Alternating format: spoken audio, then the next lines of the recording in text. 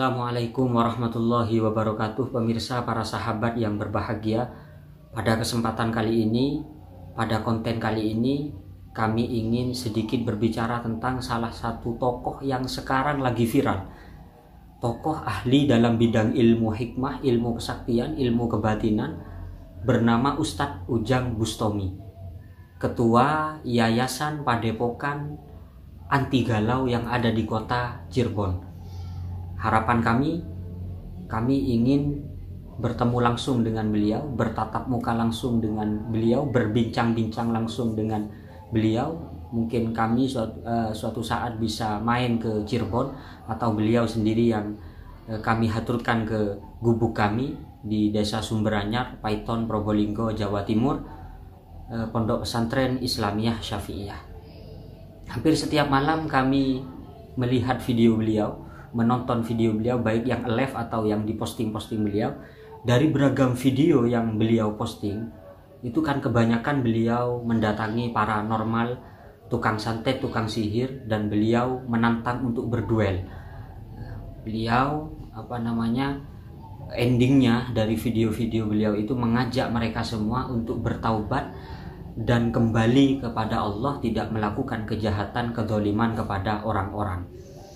Terlepas dari video beliau yang pro kontra di tengah-tengah masyarakat, menurut hemat kami video beliau ini sangat bermanfaat kepada masyarakat luas, kepada orang-orang, karena secara tidak langsung beliau ini memberitahu kepada kita bahwa ilmu itu ada dua, ada ilmu hitam, ada ilmu putih, ada ilmu batil, ada ilmu hak.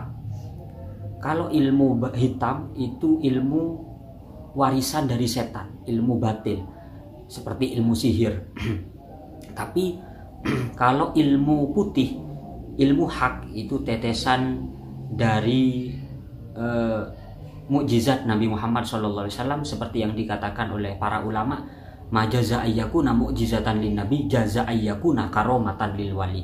Sesuatu yang boleh menjadi mukjizat kepada para nabi juga boleh mengalir menjadi karomah kepada para wali, para kekasih-kekasih Allah. Sehingga dari video-video beliau ini kita bisa mengambil kesimpulan bahwa ilmu hitam, ilmu sihir itu adalah ilmunya setan.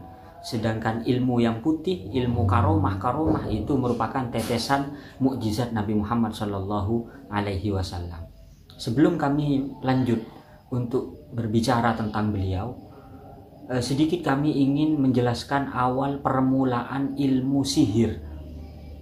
Seperti yang saya kutip di dalam kitab Futuhat Al-Ilahiyah, ini halaman 128 sampai 29, juz 1, bisa dilihat sendiri bahwa awal permulaan ilmu sihir itu bermula di zaman Nabi Sulaiman alaihi salatu wassalam, di mana suatu ketika Allah menghukum kerajaan Nabi Sulaiman disebabkan salah satu dari istri Nabi Sulaiman ada yang menyembah berhala tanpa sepengetahuan Nabi Sulaiman itu sendiri.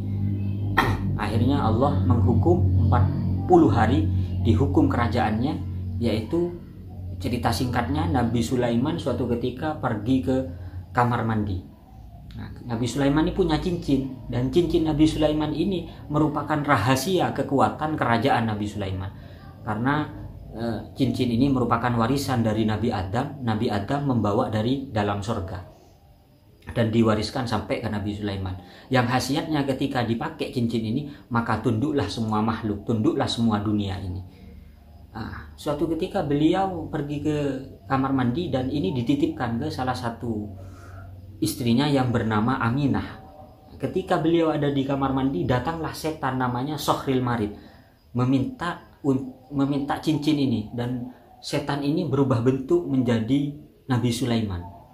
Ketika diberikan cincin ini dan dipasang di tangan setan ini, apa yang terjadi? Tunduklah semua umat, semua masyarakat, semua rakyat Nabi Sulaiman. Akhirnya setan ini duduk di kursi Nabi Sulaiman, dan Nabi Sulaiman yang asli meminta kepada istri beliau, meminta cincin tersebut. Ketika itulah istri beliau Nabi Sulaiman melihat Nabi Sulaiman bukan bentuk aslinya. Akhirnya selama 40 hari setan menduduki kursi Nabi Sulaiman, dan setan pada saat itu, setan Sokhril Marid, mengarang kitab yang menjelaskan tentang ilmu-ilmu jahat, ilmu-ilmu dolim, yaitu yang disebut dengan ilmu sihir, dan oleh setan dipendam ada di kursi, bawah kursi Nabi Sulaiman. Ketika 40 hari akhirnya setan ini pergi dan cincin yang dibawa oleh setan dibuang ke lautan dan ditangkap oleh ikan yang sangat besar, dan akhirnya pada suatu ketika cincin ini kembali lagi pada tangan Nabi Sulaiman, dipakaikan. Akhirnya semua orang tunduk lagi kepada Nabi Sulaiman dan menyadari bahwa yang pertama yang kemarin-kemarin menggunakan cincin adalah setan yang bernama Sokhril Marid. Akhirnya Nabi Sulaiman memerintah untuk mencari Sokhril Marid. Akhirnya ditangkap itu Sokhril Marid dan dipenjara, dihukum oleh Nabi Sulaiman menggunakan besi dari api. Nah, ini ketika Nabi Sulaiman sudah wafat, sudah meninggal dunia, akhirnya setan-setan berbisik kepada Bani Israel bahwa di bawah kursi kerajaan Nabi Sulaiman terdapat kitab-kitab Nabi Sulaiman. Akhirnya digali, ternyata ada kitab yang menjelaskan tentang sihir, dan itu hasil karya setan, bukan dari Nabi Sulaiman. Cuma oleh Bani Israel diduga itu karya dari Nabi Sulaiman, padahal itu dari setan. Nah, itu cerita singkat awal permulaan ilmu sihir yang terus turun-temurun sampai ke zaman kita ini. Kemudian berbicara tentang video yang diposting oleh Ustadz Ujang Bustami, ada satu yang perlu kami bahas, yaitu tentang mengumbar-ngumbar kesaktian, menampakkan kesaktian, menampakkan suatu karomah-karomah. Ini bagaimana hukumnya? Kami menemukan kitab namanya Bughyatul Adqiya fil Bahsi an Karomatil Auliya, karya ulama Jawa Syekh Mahfud At-Tarmasi. Beliau menjelaskan di sini halaman 36. Wa mimma tufarikul karomah al mu'jizah, termasuk perbedaan antara karomah dengan mukjizat.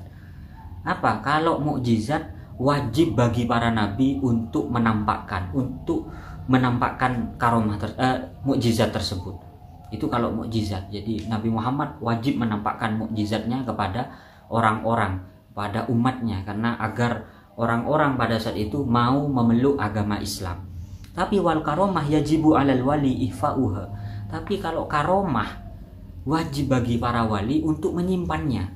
Begitu juga kesaktian-kesaktian yang dari Al-Quran, dari sholawat, dari manapun yang berupa kesaktian-kesaktian yang itu merupakan ilmu putih, ilmu yang hak, maka itu seharusnya disimpan, tidak boleh diumbar-umbar, kecuali ligordin soheh, kecuali ada tujuan yang baik, niat yang baik.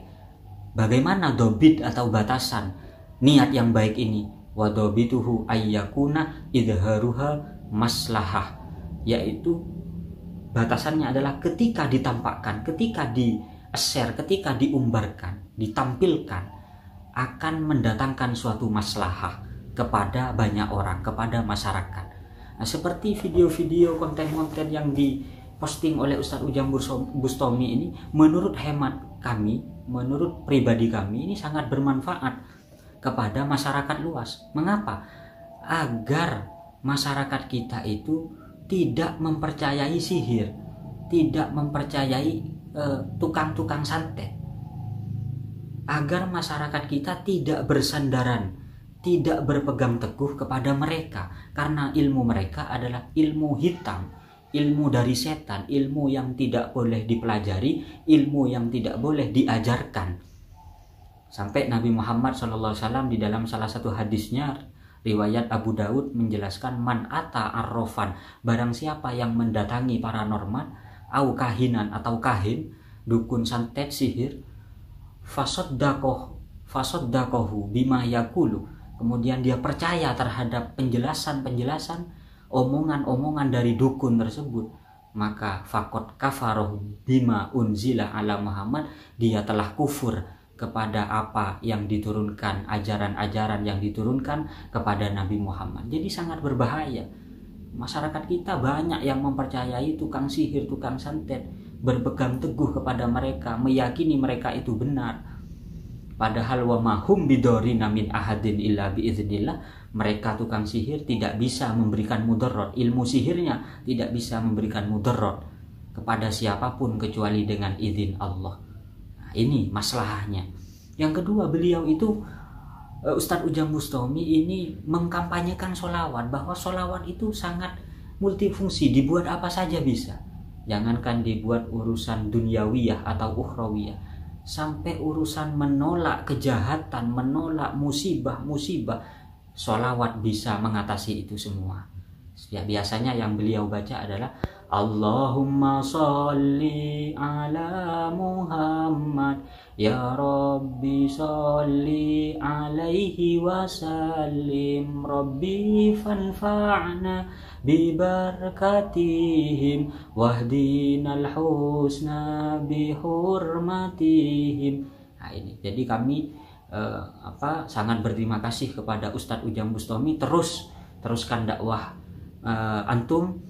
Semoga antum diberi kekuatan oleh Allah, dijaga oleh Allah dari segala bala, musibah, wabak. Amin, Allahumma amin.